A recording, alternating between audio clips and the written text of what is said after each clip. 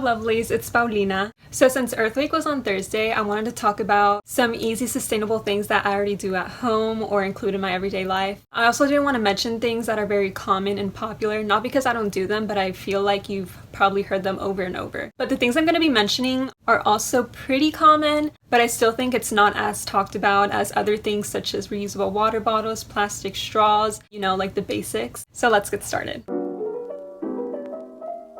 So the first sustainable thing that I do is to not use plastic shopping bags at all. I'm the type of person to forget everything. So when I'm just quickly stopping by at the grocery store, I always forget my reusable shopping bag in my car. Once I'm in the self-checkout, I just ditch the plastic shopping bag. I don't even touch it or look its way. I just set my things aside and pay for everything. And if it's something small, I usually just carry it with me. But if I have a lot of things, which isn't really common, I either buy more reusable shopping bags to save me the trouble, or if I really want to, I just put everything in my cart, and then once I get to my car, get the reusable shopping bags in my car and then place them in there. This is just to show how easy it is to just avoid any sort of plastic shopping bags. So that's just what I do.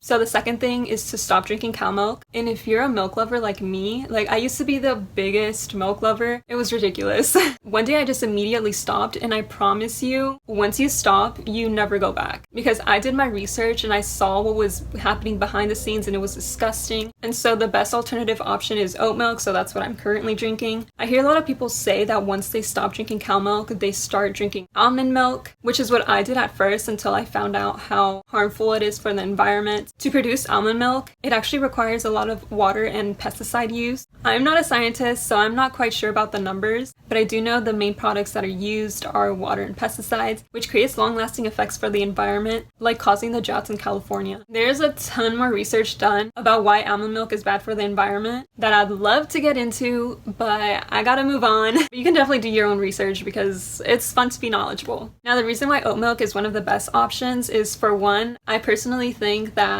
it's one of the best tasting milks that I've tried. Also because it has a much lower impact towards the environment than most milks because it's more plant-based, it uses less land and water.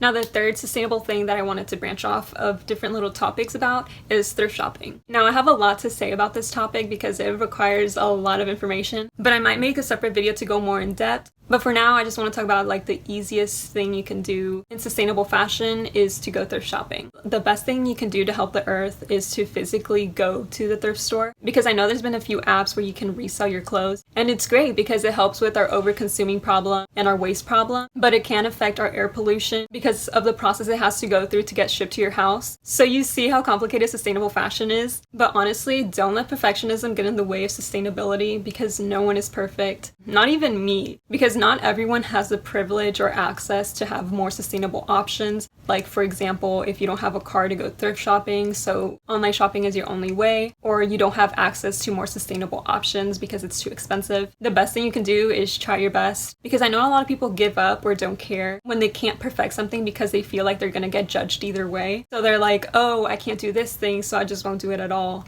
which isn't the case. Also, upcycling, like taking an old piece of clothing and turning it into something new, is also great. And helping a small business by buying their product or clothing brand is helping them and the environment.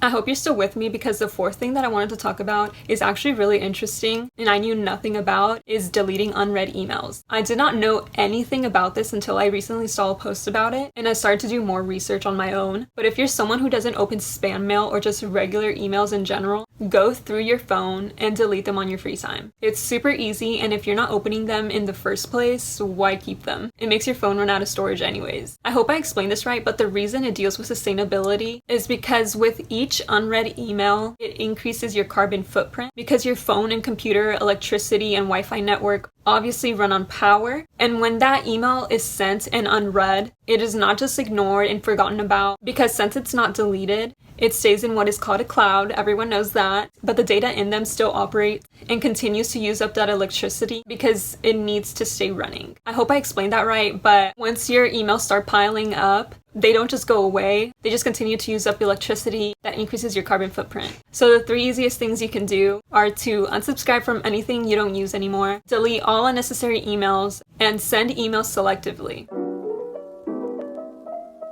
Now, the fifth thing that is fairly easy to do is to limit your meat intake. Even if it's just one day where you avoid any sort of meat, it's not just good for the environment, it's also good for your body and health. I'm not a vegetarian or a vegan, even though I will be attempting to in the future, so I have not done enough research to thoroughly talk about this, but I will say that by eating less meat, whether that's for a day, 2, 3, a week, that you go meatless, it'll lower your personal greenhouse gas emissions.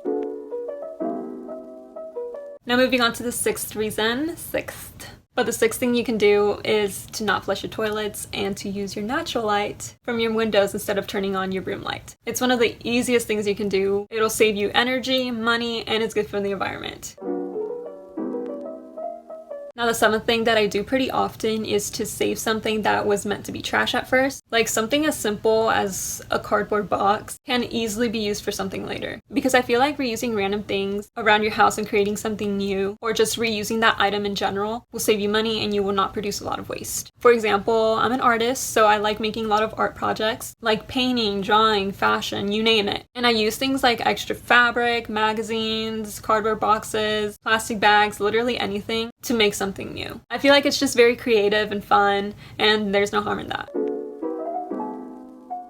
Now, the eighth thing that I wanted to talk about is to buy from Cruelty Free Brands and to avoid products that endanger wildlife. This one's simple, so when you're buying a hair product or a cleaning product, do research, check what they're all about, because there are a lot of brands out there that say one thing and then mean another, which is really annoying. At all costs, try your best to avoid the products that harm the environment, because I know some brands of sunscreen and skincare that once you use them and then wash them off, the toxic chemicals in the product and the ocean wildlife in them. And why would you even want a product in your face that does that? Also, unfortunately, some products can use things would require cutting down trees and use up water that endangers species. So be cautious of what products you buy and invest in more sustainable options.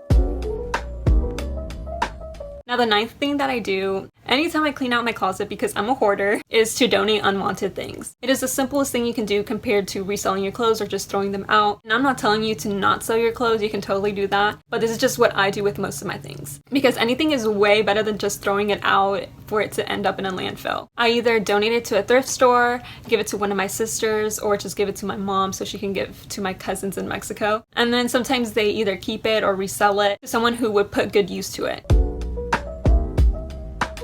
Now, the last and final thing that helped me make this video, and I hope you continue to do, is to be informed and stay educated. By knowing what's going on in the world, it helps you keep an open mind about things and leading you to be more sustainable. The way I stay educated is by following good Instagram pages that post about sustainability, news, environmental and political stuff, and so much more. Some other great things you can do: read up on news, read books, watch movies and documentaries, talk to people who work in certain fields on like topics you're interested in, listen to podcasts. It's literally so easy to access these things nowadays because of technology, and I think that's a beautiful thing. So that's the end of this video. That's just some of the easy sustainable things that I do. Obviously, I'm learning more and more each day. I hope I didn't bore you and you stayed to the end, because I really love making these type of videos, because every day is Earth Day. Anyways, thanks so much for watching. I hope you enjoyed and have a wonderful day. Bye!